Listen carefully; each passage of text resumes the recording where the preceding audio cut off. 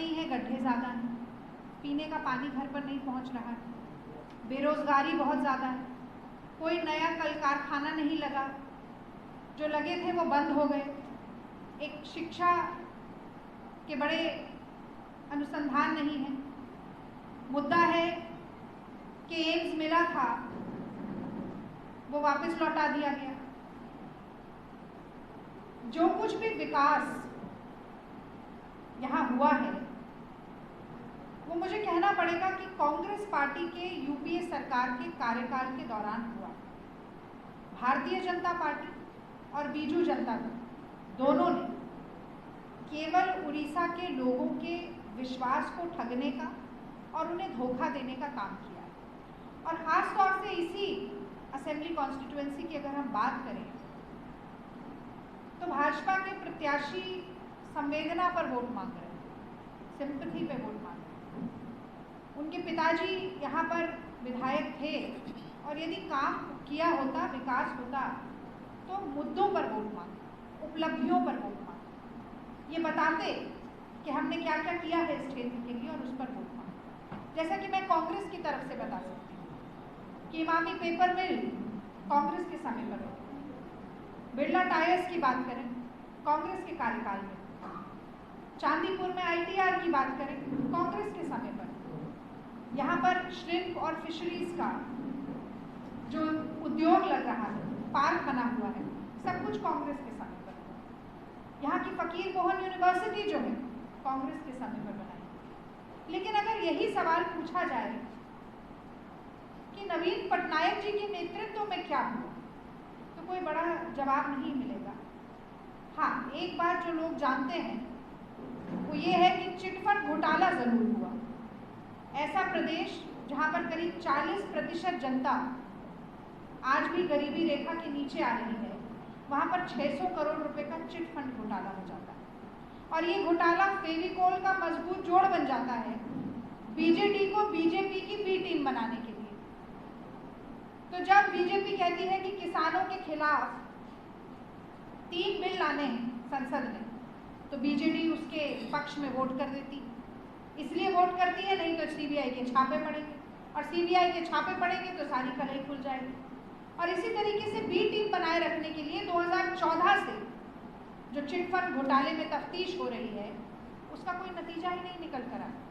और तो और छोड़िए, आज मैंने सारी मीटिंग में कहा कि कोरोना की महामारी जिसने लोगों को अपनी चपेट में इतनी बुरी तरह ले लिया कि काम-काज छूट गए, लोग पलायन करने पर मजबूर हो गए, लोगों की थाली से खाना चला गया, पर ऐसे में भी कोरोना महामारी में भी आपदा में अवसर ढूंढने का काम नवीन पटनायक जी की सरकार ने किया और कोरोना घोटाला भी कर दिया। 3 रुपए का मास्क 16 रुपए में बेचा और 5 करोड़ रुपए का घोटाला यहाँ पर भी करके दिखा दिया। अभी 2 दिन पहले बीजेडी के फाउंडर मेंबर और अटल बिहारी सरकार में केंद्रीय मंत्री रहे,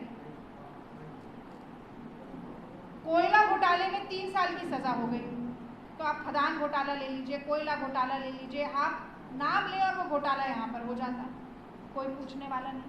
केंद्र सरकार से प्रोटेक्शन मिलता रहता है। मोदी जी ने कहा था 2 करोड़ नौकरी सालाना देंगे, पटनायक साहब ने कहा था 2 लाख नौकरी सालाना देंगे। बड़े मियाँ तो बड़े मियाँ, छोटे मियाँ सुभान अल्लाह, कहाँ गई नौकरियाँ? किसी के पास कोई नया रोजगार का अवसर नहीं। आखिर व्यक्ति वोट क्यों देता? उसको अपना जीवन बेहतर बनाना है, मूलभूत सुविधाएं बेहतर चाहिए, लेकिन वो कुछ भी उपलब्ध नहीं। आज जो 2 मीटिंग मैंने की, मैंने देखा कि महिलाएं बहुत अधिक संख्या में थी और महिलाएं विकल्प ढूंढ रही। वो कह रही हैं कि हम पहले एक बटुए में पैसा लेके जाते थे, थैला भर सब्जी और सामान लेकर आते, अब थैला भर पैसा लेके जा रहे हैं, बटुए में सामान आता है। महंगाई का ये हाल, अर्थव्यवस्था की कमर टूट गई।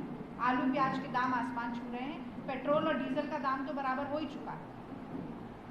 तो ऐसी परिस्थिति में ममता कुंडू जी जब बोल रही थी, मैं देख रही थी कि महिलाएं कितनी आशा के साथ, कितने विश्वास के साथ देख रही कि हमारे बीच में से एक महिला निकलकर आज मंच पर खड़ी है। कांग्रेस ने अवसर दिया, सोनिया गांधी ने अवसर दिया, राहुल गांधी ने अवसर दिया। महिलाओं के सशक्तिकरण, समानता और सुरक्षा का मुद्दा जो आज देश में मोदी जी के चलते बहुत ही दोयम दर्जे पर चला गया है, हाशिए पर चला गया है। नारा उन्होंने दिया था बेटी बचाओ बेटी पढ़ाओ, अब लोग कह रहे हैं भारतीय जनता पार्टी के राज में बेटी बचाओ, नारा चेतावनी बन गया। और उड़ीसा पीछे नहीं है। एनसीआरबी का आंकड़ा है जो बताता है कि उत्तर प्रदेश में देश में महिलाओं के खिलाफ सबसे ज़्यादा अपराध होते हैं और दूसरे नंबर पर ये हमारा प्रदेश है। ऐसे में महिलाएं निर्णय लेने की क्षमता में, प्रक्रिया में पहुंचे, हिस्सा बने, ये बहुत ज़रूरी है। और उसी श्रृंखला में ममता कुंडू जी को महिलाएं दिल खोलकर अपनाना चाहती हैं। न सिर्फ आज हम जब बात कर रहे थे तो मैंने कहा कि देखिए कैसा भाषण लगा, उन्होंने कहा बहुत अच्छा, पर उम्मीद यह है कि जितना अच्छा भाषण देती हैं उससे भी अच्छा काम करके दिखाएं।